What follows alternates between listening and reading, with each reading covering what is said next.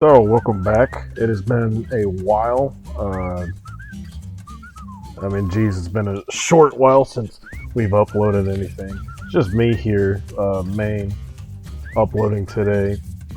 We haven't been able to get together, Dane and I, because of all this coronavirus and, of course, like the second waves of shutdown. States have already shut down. Our state hasn't shut down yet, but our jobs are corresponding at weird times. They're calling us at weird hours, chopping us off at weird hours. So, just to make up for the time lapse, I figure why not play the demo for Freakpocalypse, a game that I kickstarted, that I backed on Kickstarter, that, to be honest, looks like a complete shit show. If you don't know anything about Freakpocalypse, of course, it right there, Cyanide and Happiness.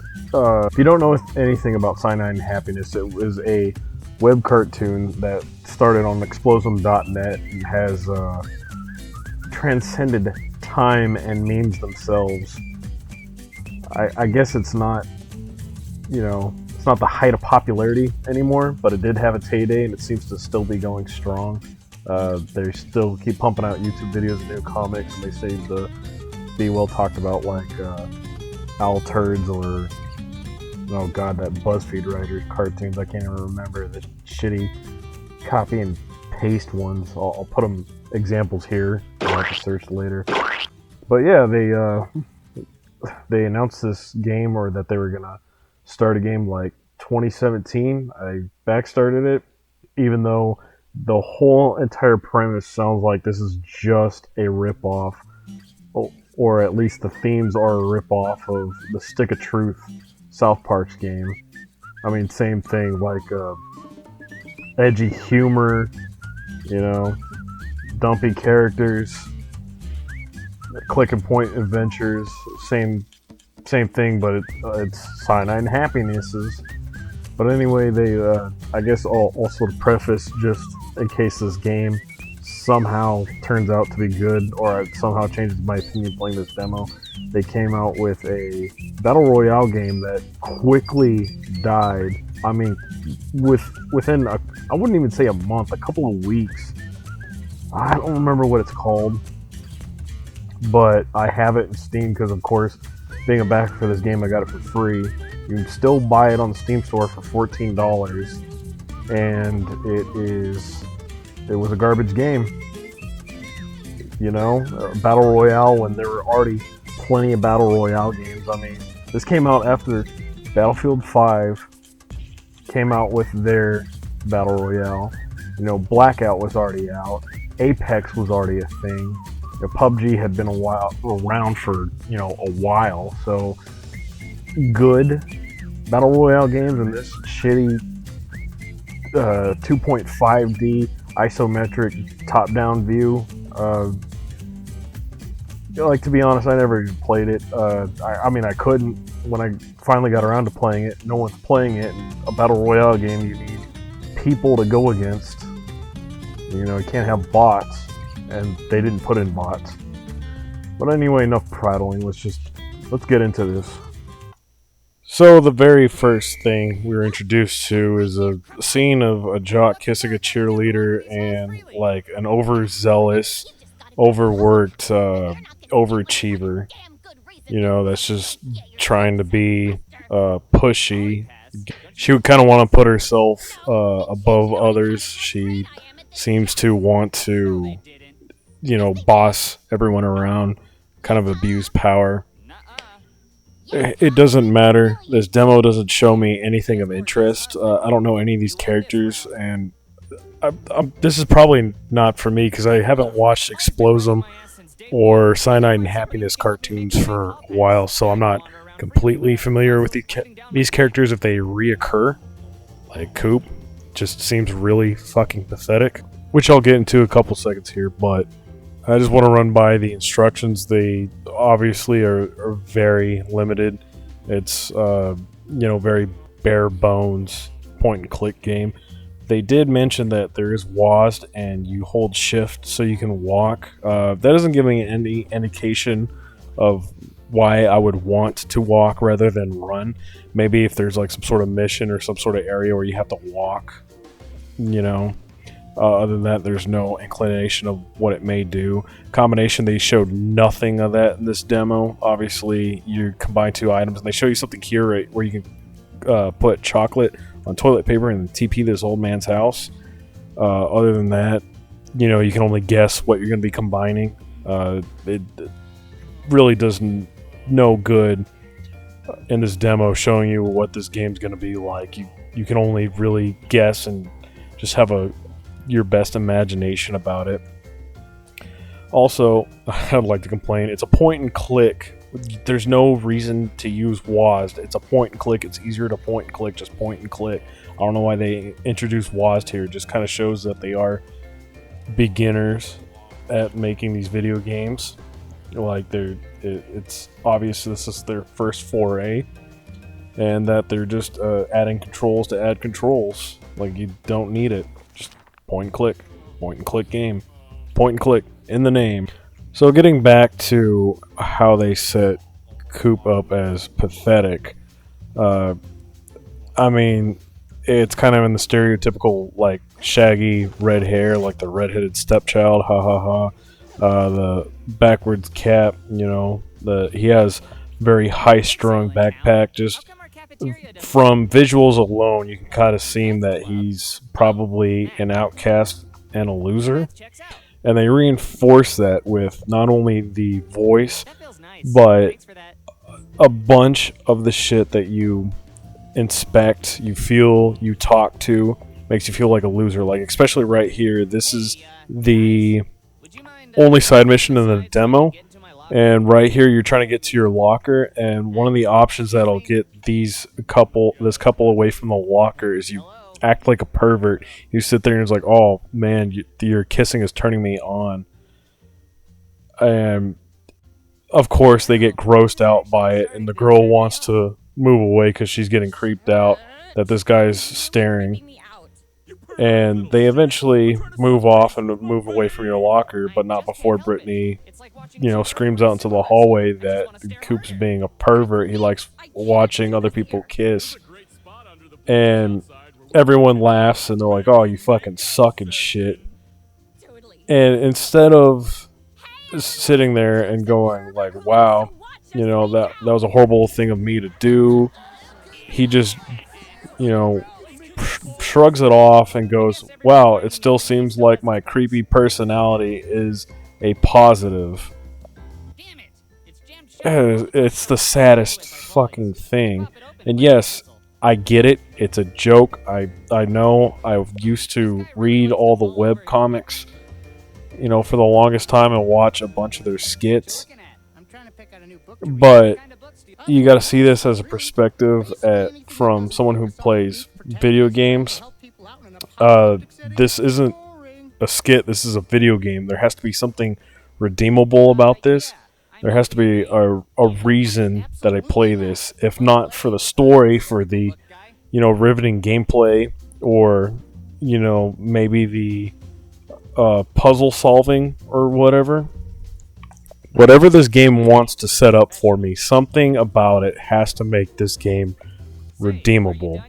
So far, and of course, I'll say this a bunch, it's only 10 minutes, it's not indicative of what the game will be, but this 10 minutes shows very poorly what this game will be like.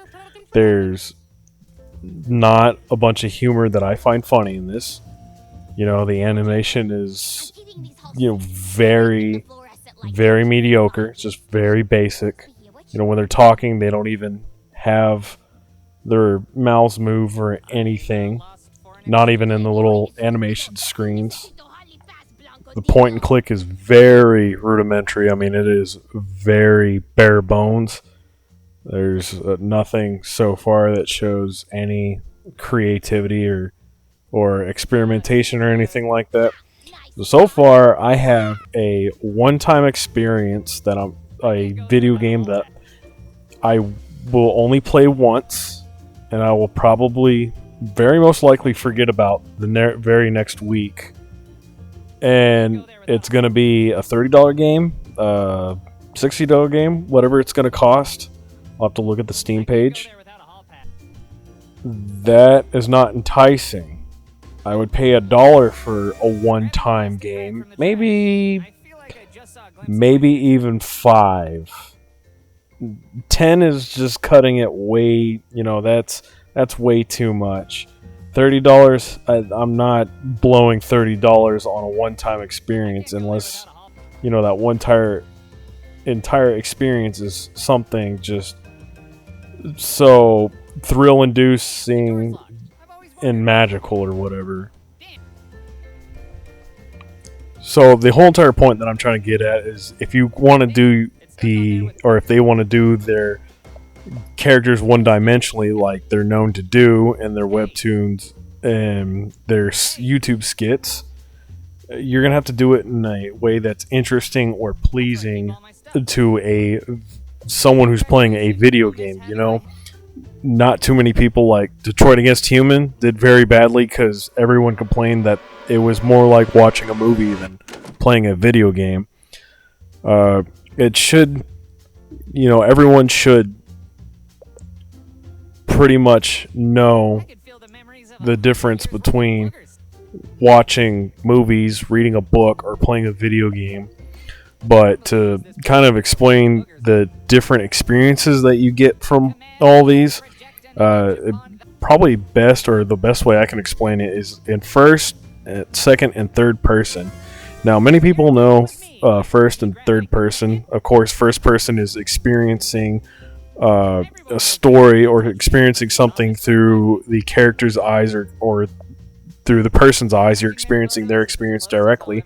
Third person is when you're experiencing like an event, the story, what have you, from a second party. You're experiencing the main character, but it's from someone else. Like God of War, when you're playing over the shoulder, you're a third person camera. You're a second party experiencing Kratos' actions and his story from not the character's lens, but your lens.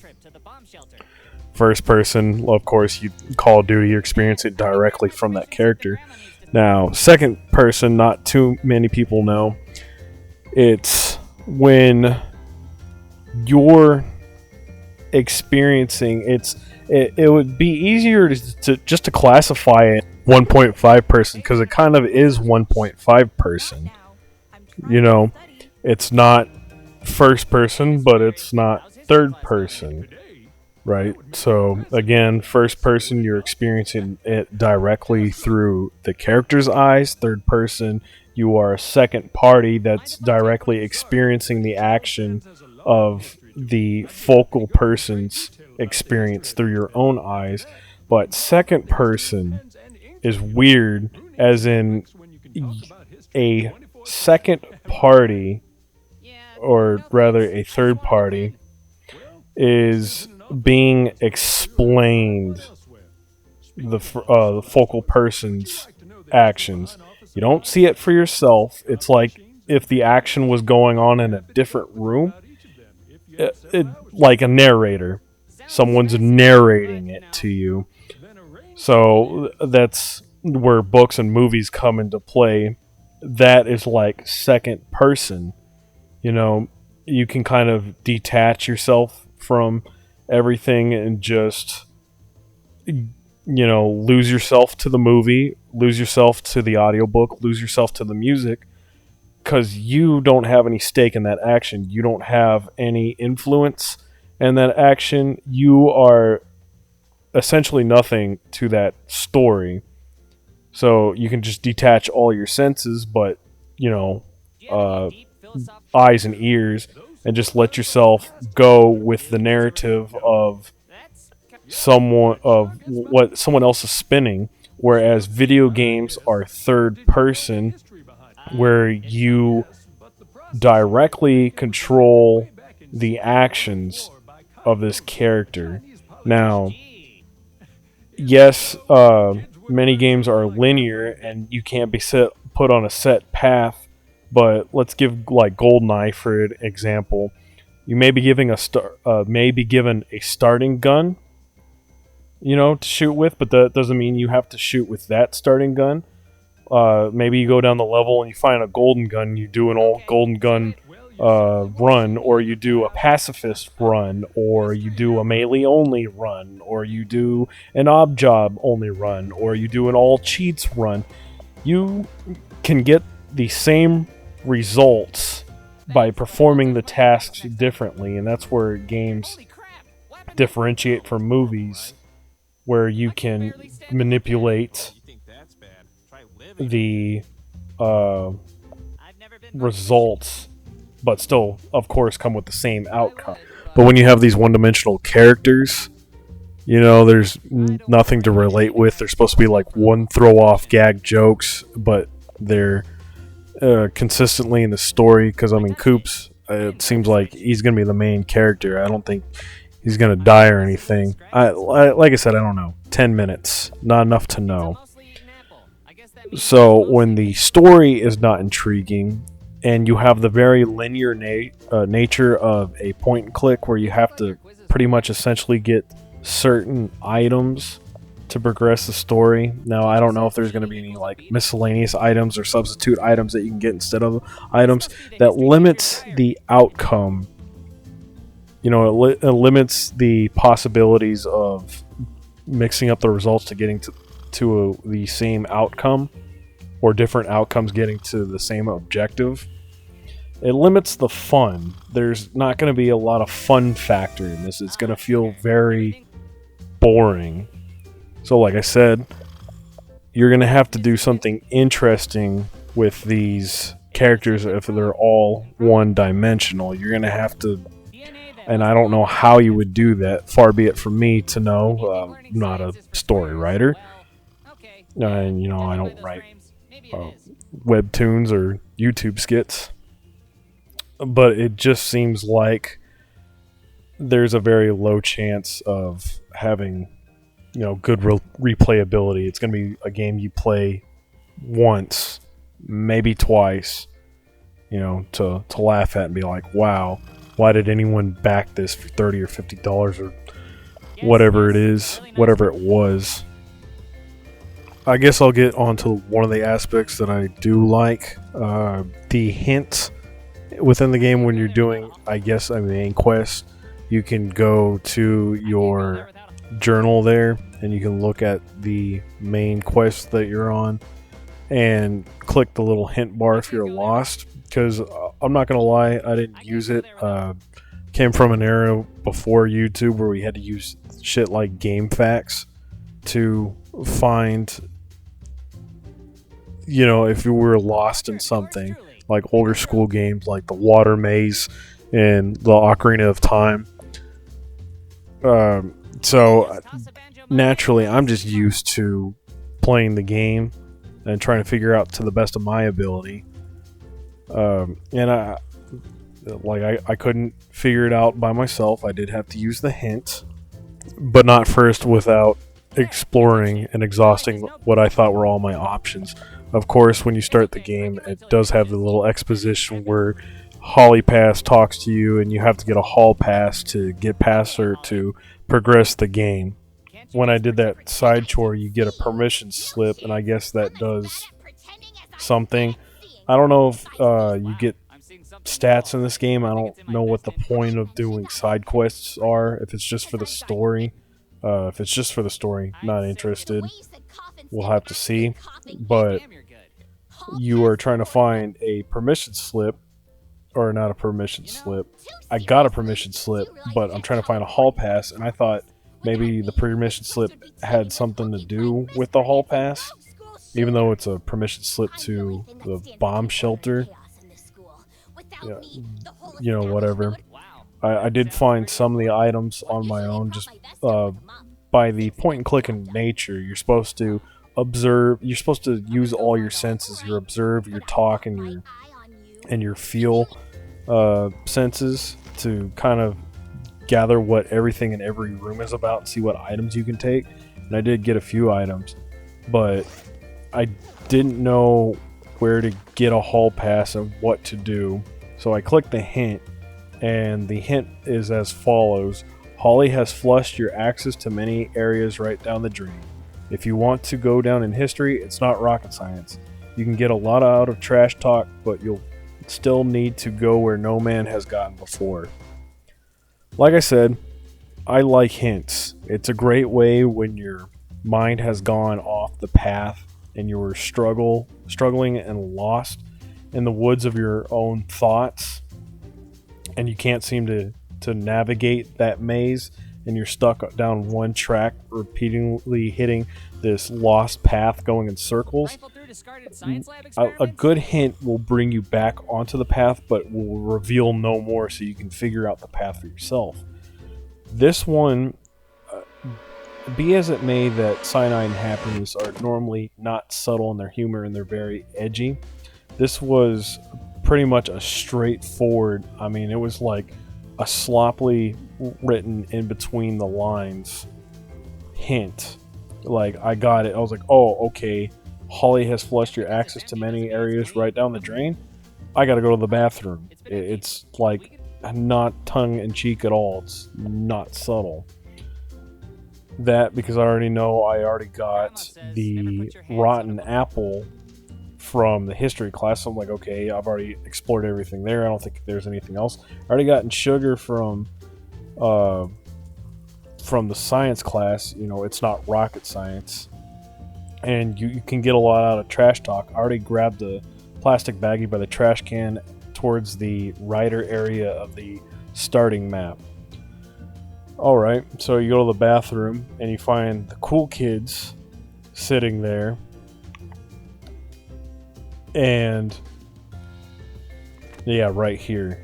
Okay, so you see the cool kids sitting here, and you eventually talk to them, and they're like, you know, get fucking lost. And he goes, well, it's something like that. It's like, get lost. Somehow the hall pass comes up, and they're fortunate. Like, okay, can I get one? And they're like, well, only if you run this errand to get school hooch or scooch, aka prison wine, all that. And they give you a list for yeast, a baggie, fruit, and some sugar. Now, of course, being logical about it, sugar helps. Helps. The yeast metabolizes the sugar, so it helps like chemically activate that. You know, normally in prison wine they use like grapes or grape juice to ferment it, and the baggie would hold it all in. The only thing I didn't have the yeast in is that, and the last clue says go where no man has gone before. It's like, oh my god, I gotta get a yeast infection from the girls' bathroom.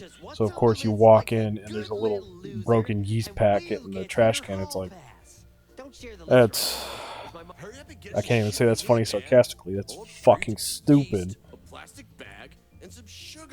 I mean, that's just this game's humor. The first quest, not been funny, kind of underwhelming. You know, the side quest doesn't really show anything right now. It just shows the very basics of what this game is about. It has the very crudest and lowbrow of humor. I don't have big expectations of it, but we'll see. We'll see as it goes on. You know, this is the demo. It's again 10-minute demo. Doesn't really show anything. Hopefully, by the time this game comes out, the coronavirus shit will have died down. Everything will get better, and Dane and I will be able to play this for you guys, and after we play it, we'll make a comprehensive review. I would say right now, don't buy it. Just wait for someone else's review to come out. But other than that, appreciate you watching this very, very short demo. I have been trying to come out with a how-to guide on Modern Warfare 2 for the longest time, for the remastered campaign. Of course, it's all the same achievements as the first Modern Warfare 2, but it's just kind of like an updated, all-in-one go, all-in-one run, you know, comprehensive trophy guide list that if people who are maybe just now getting the game, they haven't gotten it months ago because it's on, I think it was on sale, or it was $5 off a while back. Maybe people are buying it and you're trophy hunters, you know, you might appreciate it. Also working on the time that Dane and I went to the Adult Swim Festival and saw Death Clock. That should be interesting for anyone who liked Metalocalypse. Other than that, stay tuned for those, and appreciate you watching. See you next time.